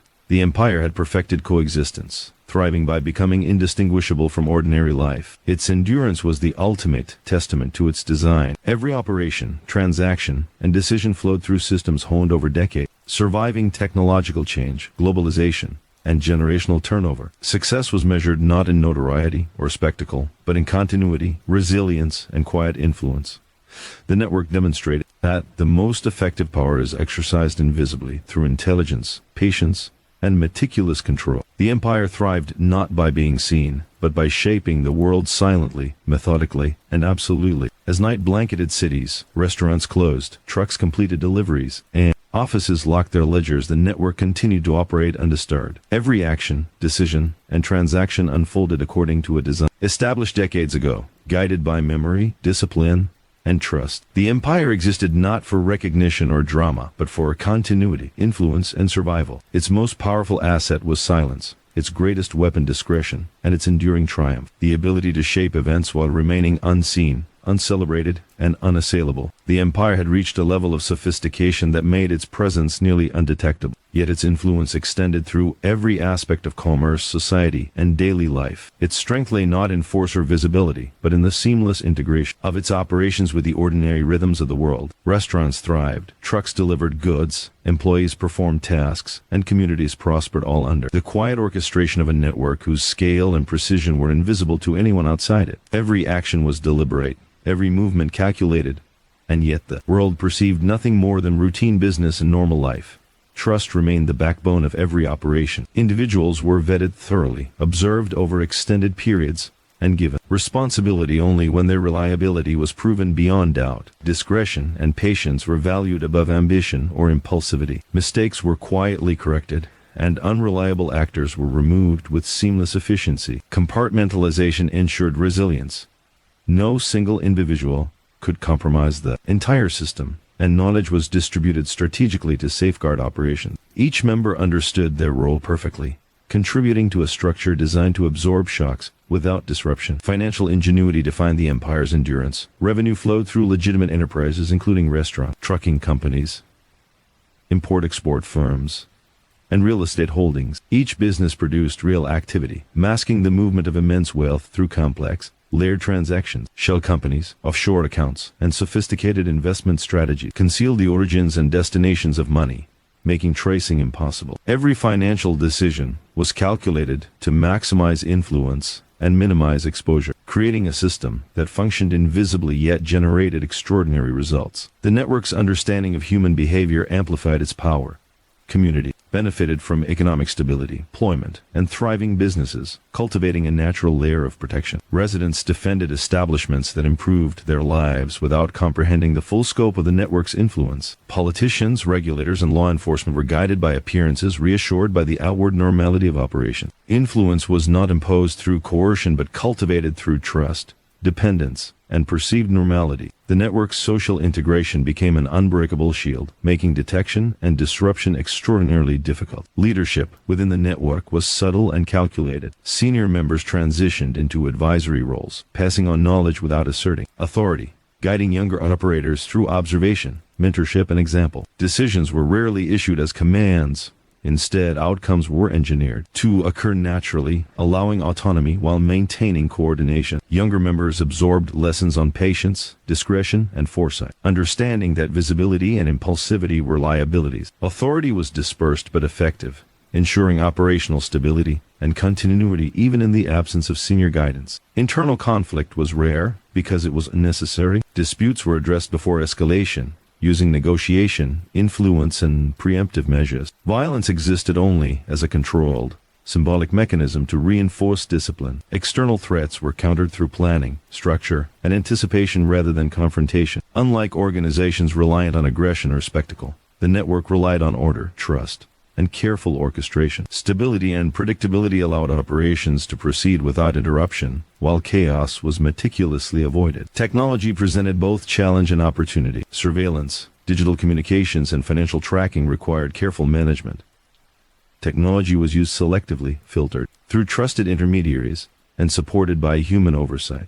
Critical information rarely existed in a single location, relying instead on memory, observation, and accountability. Digital tools complemented traditional methods rather than replacing them, ensured that operations remained resilient in an increasingly connected and monitored world. Adaptation was deliberate, subtle, and effective.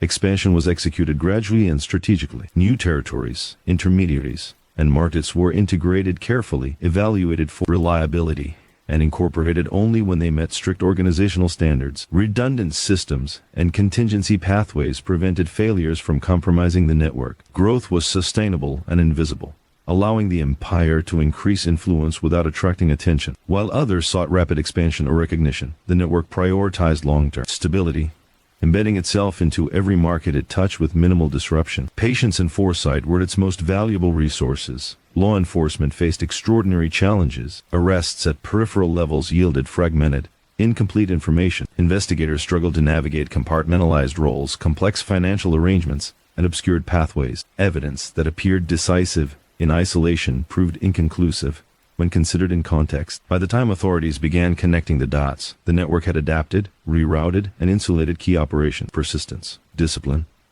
and careful planning ensured the organization remained largely untouchable, demonstrating that resilience and foresight were more effective than force or visibility. The network's social influence extended quietly but profoundly. Communities benefited, economic stability was maintained, and dependence on the network created loyalty without coercion. People unknowingly defended operations because they improved their lives, creating a protective barrier that could not be legislated or dismantled. Influence was systemic, subtle, and enduring, shaping perception, behavior, and outcomes without detection. The organization's coexistence with ordinary life was so seamless that it became nearly impossible to distinguish between routine operations and calculated influence. The empire's endurance was its greatest achievement. Every transaction, decision, and movement was executed through systems refined over decades, resilient to technological advances, globalization, and generational turnover. Success was not measured in headlines, notoriety, or drama, but in continuity, reliability, and influence. The network demonstrated that true power lies in invisibility exercised through intelligence, foresight, and precise coordination. The empire shaped markets, communities, and lives while remaining unseen, uncelebrated, and virtually untouchable. As night settled over cities, restaurants closed their doors, delivery trucks completed their routes, and offices secured their ledgers. Yet the network continued to operate seamlessly, its machinery running with invisible precision. Every action, movement, and decision unfolded according to decades old plans, guided by memory, discipline, and human accountability. The empire existed not for recognition or spectacle, but for endurance, influence, and survival. Its quiet operations proved that patience, strategy, and subtle control could create an empire that shaped the world while remaining entirely unseen, unassailable, and absolute. The network had reached a point where its influence was both profound and imperceptible, a force that shaped communities, economies, and individuals without ever announcing its presence. Every operation, from the smallest local transaction to the largest international maneuver, was executed with absolute precision, yet remained invisible to outsiders. Businesses thrived, deliveries occurred on time, employees worked efficiently, and communities prospered, all under the quiet orchestration of a network that had mastered the art of remaining unseen. The brilliance of the system lay not in aggression or spectacle, but in seamless coordination, careful planning, and subtle influence.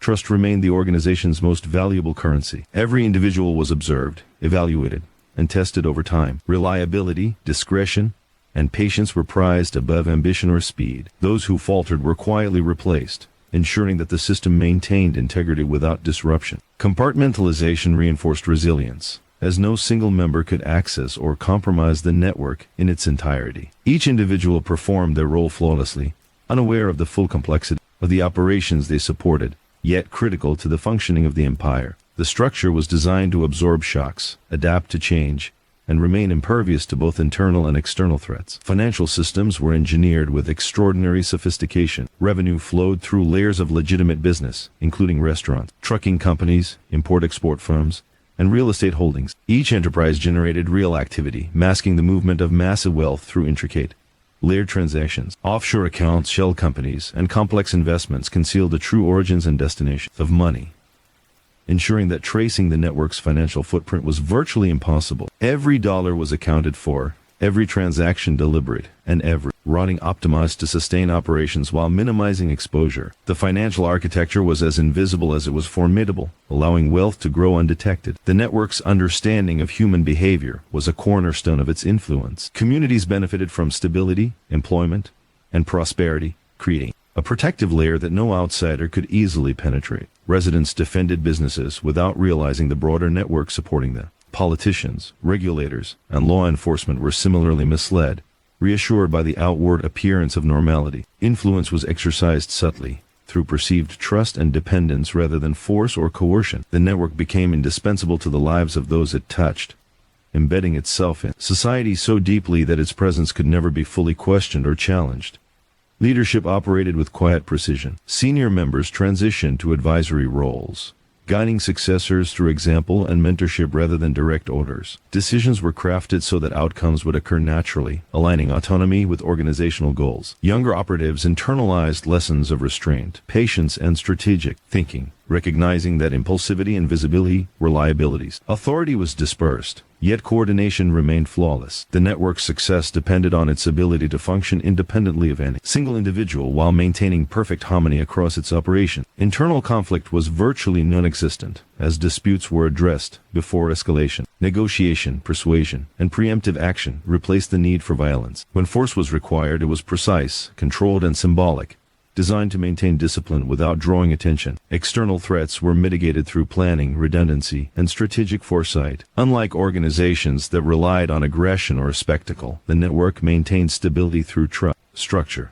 and invisible control, ensuring that operations continued uninterrupted even under pressure. Technology presented both risks and opportunities. Digital communication, financial monitoring, and surveillance required careful integration. Technology was used selectively and filtered through trusted intermediaries while human oversight remained the core safeguard. Critical information rarely existed in one place, relying instead on memory, observation, and accountability. By blending modern tools with traditional practices, the network maintained security, efficiency, and invisibility. Its adaptability ensured that it stayed ahead of emerging threats without ever drawing attention to itself. Expansion was deliberate, measured, and methodical.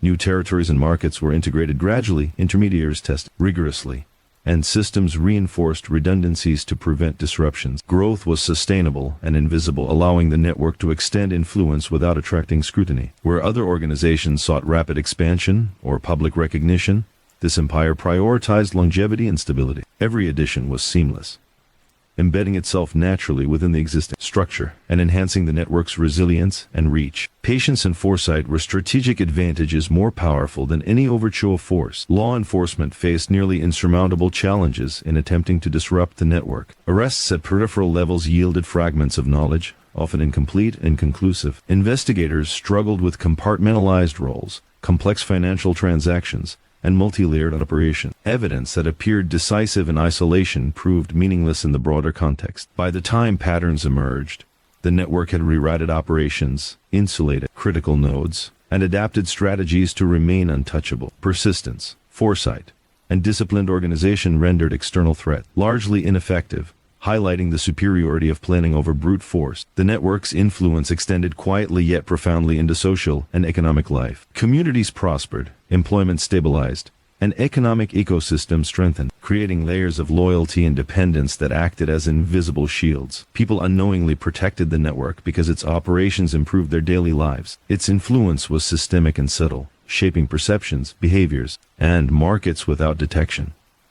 The empire had perfected coexistence with ordinary life, thriving by making itself indistinguishable from the patterns of daily existence. The organization's endurance was the ultimate measure of its power. Every transaction, every decision, every movement flowed through systems refined over decades, resilient to technological change, globalization, and generational turnover. Success was not measured by notoriety, headlines, or spectacle, but by continuity, stability, and invisible influence. The network demonstrated that true power lies in patience, intelligence, and meticulous control. It shaped communities, economies, and individual lives while remaining unseen, uncelebrated, and virtually untouchable. As the night settled over the cities, restaurants closed their doors, trucks completed deliveries, and offices secured their ledgers.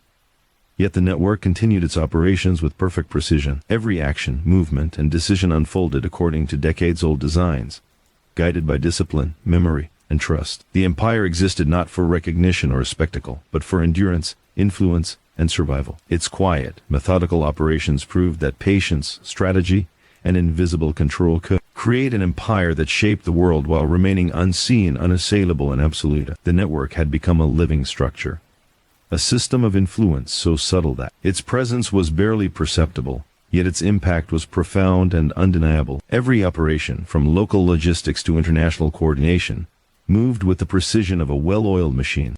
Employees performed their roles, deliveries were executed seamlessly, businesses thrived, and communities prospered, all under the careful orchestration of a network whose scale remained invisible to the outside world. The empire had mastered the delicate art of existing everywhere without being seen, functioning in plain sight while remaining untouchable. Trust was the cornerstone of every action.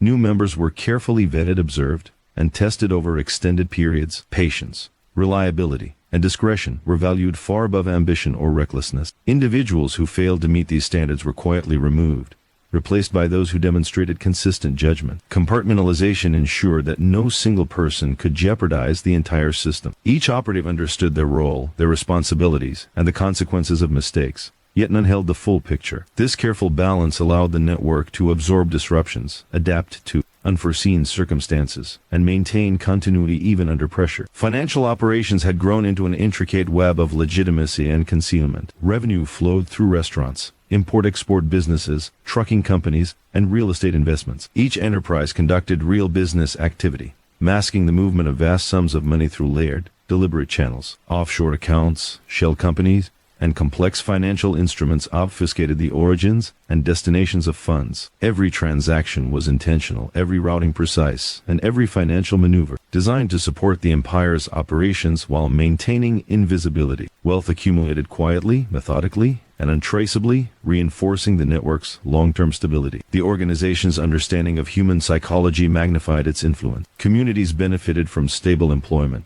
thriving businesses, and economic security, generating loyalty without coercion. Residents unknowingly protected the network, defending establishments that improved their lives while remaining unaware of the hidden system behind them. Political leaders and regulators were misled by appearances, reassured by the outward legitimacy of operations. Influence was exercised through subtle trust and dependence, not through force or intimidation.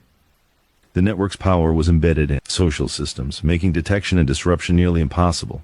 Leadership was strategic, quiet, and deliberate. Senior figures gradually shifted into advisory roles, mentoring younger members through observation, guidance, and example. Instructions were rarely issued as directives. Instead, outcomes were engineered to occur naturally, aligning individual actions with organizational goals. Younger operatives internalized lessons on patience, discretion, and foresight, recognizing that impulsive behavior and visible ambition were liabilities. Authority was distributed, yet coordination remained flawless, allowing the network to function seamlessly regardless of generational turnover or individual presence. Conflict was avoided through anticipation and structure. Internal disputes were managed before escalation, often resolved through negotiation, influence, and subtle intervention. Violence was rare, executed only when necessary, and precise enough to maintain order without drawing attention. External threats were countered through redundancy, contingency planning, and careful orchestration. Unlike organizations that relied on intimidation or chaos, the network maintained stability and resilience by controlling circumstances quietly and methodically. Trust, structure, and foresight were more effective than any outward show of power. Technology offered both risk and advantage. Surveillance, financial monitoring, and digital communication required careful integration. Technology was employed selectively, filtered through trusted intermediaries, and supplemented with human oversight. Critical information existed in multiple, secure forms, relying on memory, verification, and accountability rather than permanent digital records. The network's adaptability allowed it to operate effectively in a technologically advanced world without exposing vulnerabilities. Blending modern tools with traditional practices ensured efficiency, security, and discretion, allowing the empire to remain ahead of potential threats. Expansion was strategic and deliberate. New markets, regions, and intermediaries were integrated gradually, evaluated for reliability, and included only when they met stringent standards. Redundant pathways and contingency plans prevented disruption in case of failure. Growth was incremental, invisible, and sustainable, allowing the empire to extend its influence without drawing scrutiny. While competitors pursued rapid expansion and public recognition, the network prioritized long-term stability, embedding itself in new territories with minimal disruption and maximum security. Patience, strategy, and foresight became more powerful than force or speed. Law enforcement efforts repeatedly failed to penetrate the system. Arrests at the edges provided partial information at best, often leading to dead ends. Investigators faced compartmentalized roles, complex financial networks, and carefully obscured operational pathways. Evidence that seemed decisive in isolation proved meaningless in the broader context. By the time patterns were discerned, the network had adapted, shifted operations, and insulated critical functions. Persistence, meticulous planning, and disciplined execution rendered external threats largely ineffective, demonstrating that intelligence and subtlety outmatched brute force. The network's influence extended quietly yet deeply into economic and social structures. Communities benefited from employment, economic stability, and thriving commerce, creating layers of loyalty and dependence that acted as invisible protection. People unknowingly defended the network because its operations enhanced their lives. Its systemic influence shaped behavior, perception, and local economies without ever revealing its presence. By seamlessly integrating into the daily lives of ordinary citizens, the organization became untouchable, its influence indistinguishable from the natural flow of society. The empire's endurance was the ultimate testament to its power. Every transaction, decision, and action flowed through systems honed over decades, resilient to technological change, globalization, and generational shifts. Success was measured not in headlines or notoriety, but in continuity, stability, and invisible influence. The network proved that true power lies not in visibility, but in patient, intelligent, and precise orchestration. It shaped communities, economies, and lived silently, proving that discretion, strategy, and careful control could build an empire that survived beyond recognition and beyond scrutiny. As darkness settled over cities, restaurants closed, trucks completed delivery, and offices secured ledgers, the network continued operating seamlessly. Every action, decision, and movement followed a design decades in the making, guided by memory, discipline, and accountability. The empire existed not for spectacle, recognition, or fame, but for endurance, influence, and survival. Its quiet, methodical operations demonstrated that true power thrives in invisibility, shaping the world while remaining unseen, uncelebrated, and absolute. The empire had become a masterclass in invisible power, an organization that thrived by remaining unseen while its influence shaped communities, economies, and individual lives. Its operations, from local businesses to international logistics, ran with the precision of a symphony, each participant performing their role without full awareness of the larger system. Restaurants served meals, trucks moved products, offices processed transactions, and communities prospered, all under the invisible hand of a network that had perfected the art of control through subtlety. Its genius was not in spectacle, intimidation, or overt displays of strength, but in seamless orchestration, disciplined execution, and patient expansion. Trust remained the cornerstone of every operation. Each individual was evaluated carefully, observed over time, and tested for reliability. Patience, discretion, and consistency were valued above ambition, impulsivity, or ostentation. Those who failed to meet these standards were quietly removed and replaced by operatives who demonstrated unwavering loyalty and competence. Compartmentalization reinforced resilience. No single person could compromise the entire network. Individuals understood their roles and responsibilities, yet none possessed the complete picture, creating a system capable of absorbing shocks, adapting to change, and continuing without disruption even under pressure. Financial operations had evolved into a highly sophisticated web. Revenue flowed through legitimate businesses, including restaurants, trucking companies, import-export firms, and real estate holdings, all conducting real business while concealing the movement of substantial wealth. Shell companies, offshore accounts, and multi-layered investment strategies obscured the origins and destinations of money. Every financial decision, every writing, and every transaction was carefully calculated to maximize efficiency, maintain invisibility, and strengthen the network's enduring power. The system allowed wealth to accumulate silently, methodically, and untraceably, reinforcing the empire's long-term stability. The network's understanding of human behavior magnified its influence. Communities benefited from employment, stability, and economic opportunity, creating natural loyalty and protection. Residents defended businesses and intermediaries without realizing the hidden mechanisms behind them. Politicians and regulators were misled by appearances, reassured by the outward normality of operations. Influence was exercised subtly through perceived trust and dependence, rather than force or coercion. By embedding itself in social structures, the network created a protect layer that made external challenges extraordinarily difficult. Leadership was discreet and deliberate. Senior members transitioned into advisor roles, guiding younger operatives through mayorship, observation, and subtle instruction.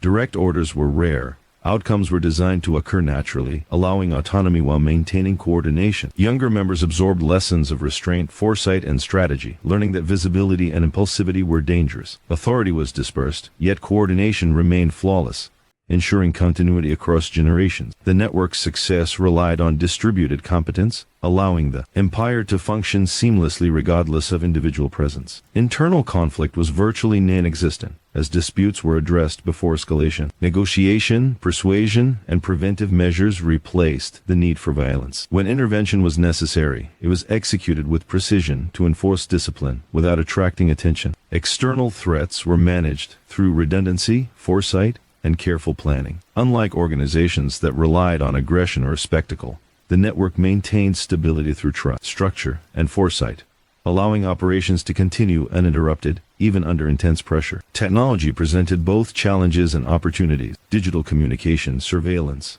and financial monitoring required careful integration. Technology was used selectively and filtered through trusted intermediaries, with human oversight remaining essential. Critical information existed in secure, multiple forms, relying on memory, observation, and verification. By blending modern tools with traditional methods, the network operated efficiently in a technologically advanced world while minimizing exposure. Adaptability allowed it to stay ahead of emerging threats, maintaining invisibility without sacrificing operational effectiveness. Expansion was methodical and strategic.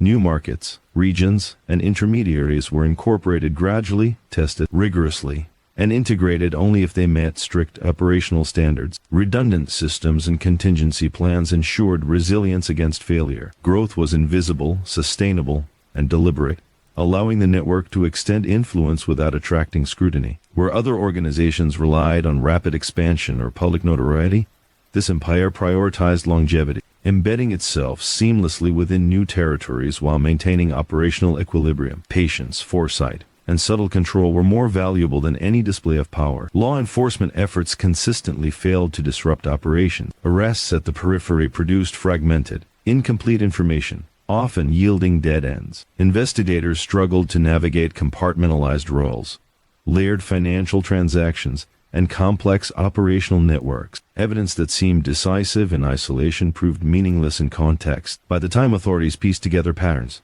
the network had rerouted operations, insulated key nodes, and adapted strategies to remain untouchable. Meticulous planning, foresight, and discipline ensured the network remained beyond the reach of conventional enforcement efforts. The organization's influence permeated communities and economies without detection. Employment stabilized neighborhoods, businesses flourished, and dependence on the network created natural loyalty and protection. People unknowingly supported the system because it enhanced their daily lives, creating a shield that could not be legislated or dismantled. Its influence was systemic, subtle, and enduring, shaping behavior, perception, and markets without revealing itself. The network perfected coexistence with everyday life, thriving because its presence was indistinguishable from the ordinary patterns of society. The empire's endurance was its ultimate triumph. Every transaction, decision, and movement flowed through decades-old systems, resilient to technological change, globalization, and generational turnover. Success was measured not by headlines, notoriety, or drama, but by continuity, stability, and invisible influence. The network demonstrated that true power lies in patience, intelligence, and precise orchestration. It shaped economies, communities, and individual lives while remaining unseen, uncelebrated, and untouchable. As night descended over cities, restaurants closed, trucks completed delivery, and offices locked ledgers, the network continued operating flawlessly. Every decision, action, and movement followed a design refined over decades.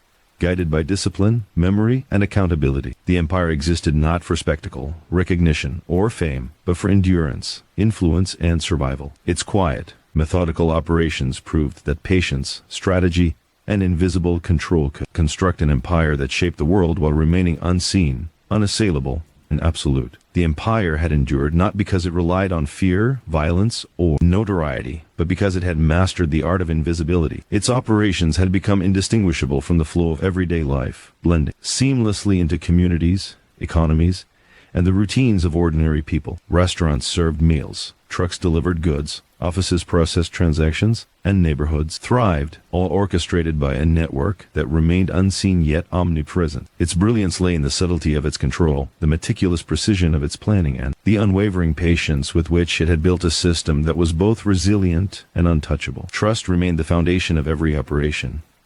New members were thoroughly vetted, observed, and tested over time. Reliability, discretion, and patience were valued far above ambition or impulsivity. Mistakes were quietly corrected, and those unable to uphold the standards were replaced seamlessly. Compartmentalization ensured that no single individual could compromise the network, maintaining resilience even in the face of unexpected challenges. Each operator understood their responsibilities and the importance of discretion, yet none possessed complete knowledge of the system. This careful balance created a network capable of absorbing disruptions while maintaining continuity and control. Financial operations had evolved into an intricate web, blending legitimacy and concealment. Profits flowed through restaurants, import-export businesses, trucking firms, and real estate holdings. Each enterprise conducted real business, masking the movement of vast sums of money through layered transactions. Shell companies, offshore accounts, and complex investment strategies obfuscated the true sources and destinations of funds. Every transaction was deliberate, every routing precise, and every financial maneuver designed to strengthen the network while maintaining invisibility. Wealth accumulated silently, methodically, and untraceably, reinforcing the empire's enduring stability. The network's understanding of human behavior magnified its influence. Communities benefited from stable employment, thriving businesses, and economic security, generating loyalty without coercion. Residents defended businesses and intermediaries unknowingly supporting the network. Politicians and regulators were misled by appearances, reassured by the outward legitimacy of operation. Influence was exercised subtly through trust, dependence, and perceived normality rather than force or intimidation. By embedding itself in social structures, the network created an invisible layer of protection, making disruption extraordinarily difficult.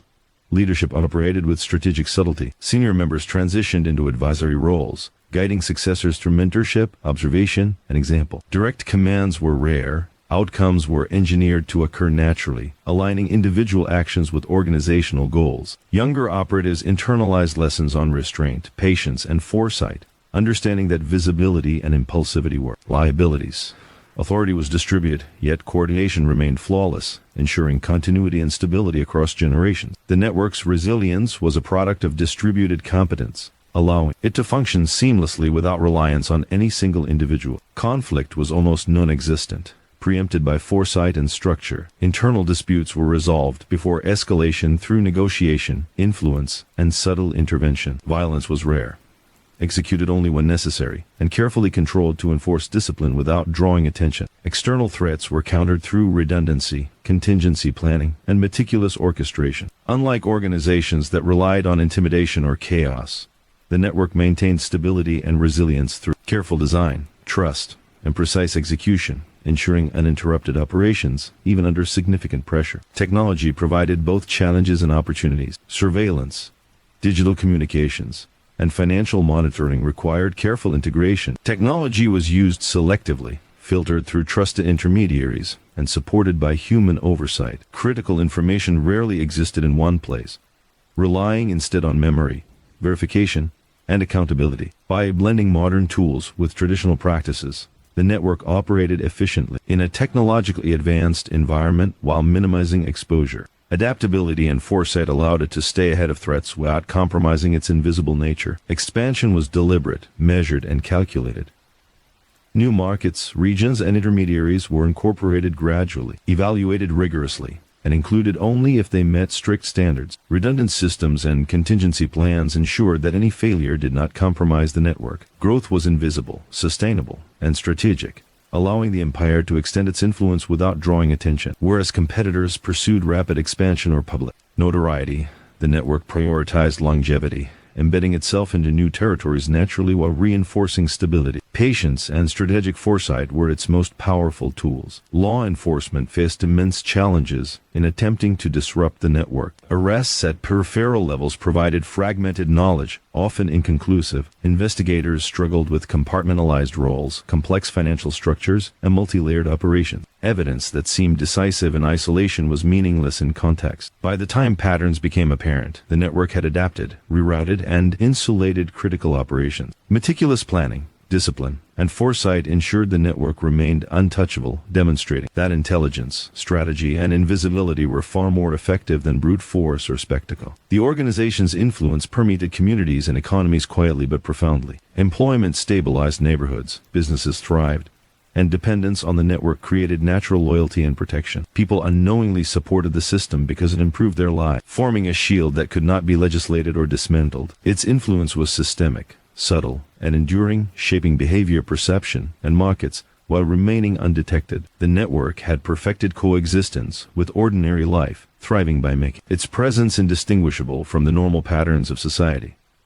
The empire's endurance was its ultimate achievement. Every decision, transaction, and action flowed through decades-old systems, resilient to technological evolution, globalization, and generational turnover. Success was measured not in headlines, notoriety, or spectacle, but in continuity, stability, and invisible influence. The network demonstrated that true power is exercised not through recognition, but through intelligence, foresight, and meticulous orchestration. It shaped communities, economies, and individual lives silently, proving that patience, strategy, and careful control could construct an empire that survived beyond observation, scrutiny, or fame. As night enveloped the cities, restaurants closed their doors, trucks completed delivery, and offices secured their ledgers, yet the network continued to operate seamlessly. Every action, movement, and decision unfolded according to a design refined over decades, guided by discipline, trust, and memory. The empire existed not for recognition or drama, but for endurance, influence, and survival. Its quiet, methodical operations proved that true power thrives in invisibility, shaping the world while remaining unseen, uncelebrated,